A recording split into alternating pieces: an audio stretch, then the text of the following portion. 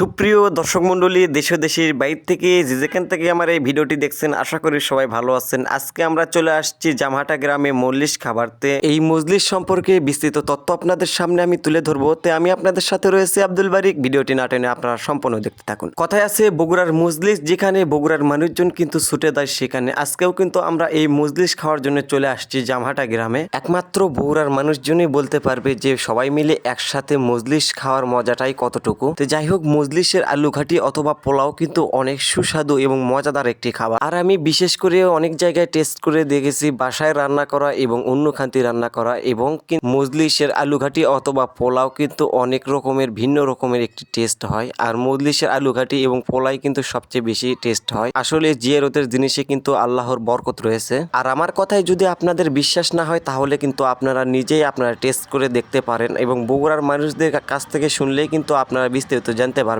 তো যাই হোক, অনেকক্ষণ পর কিন্তু আমাদের লাইনে অলরেডি পোলা নিয়ে আসছে পোলা দেওয়ার জন্য। আপনারা ভিডিওতে কিন্তু দেখতে পারতেছেন সবাইকে কিন্তু সুন্দরভাবে পোলা দেওয়া হচ্ছে। আর এই ভিডিওটা যদি আপনাদের কাছে সামান্য পরিমাণ ভালো লেগে থাকে তাহলে অবশ্যই ভিডিওতে একটি লাইক দিবেন এবং কমেন্ট করে জানাবেন যে ভিডিওটি কেমন লাগলো, এবং শেয়ার করে কিন্তু সবাইকে দেখার সুযোগ করে দেবেন। আর আপনাদের এলাকায় যদি কোনো ঐতিহ্যবাহী অথবা সুন্দর কোনো জায়গা থাকে তাহলে অবশ্যই কিন্তু আমার কমেন্ট বক্সে আপনারা জানাবেন। তাহলে কিন্তু আপনাদের ওই এলাকা নিয়ে একটি ভিডিও তৈরি করার চেষ্টা করব। ভিডিওটি এই পর্যন্ত শেষ। আল্লাহ হাফেজ।